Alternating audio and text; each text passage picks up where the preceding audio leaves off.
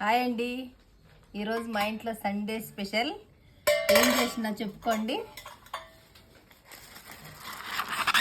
Special మండి biryani.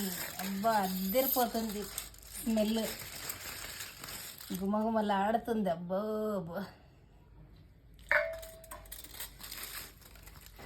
Chicken మండి biryani taste అద్దరిపోయింది.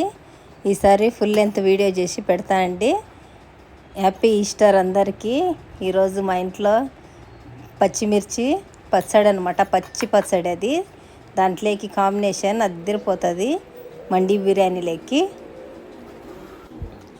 ఆ పచ్చిమిర్చి పచ్చడి కలుపుకొని ఆ పీసు పెట్టుకొని తింటుంటే అబ్బా అద్దరిపోయింది టేస్ట్.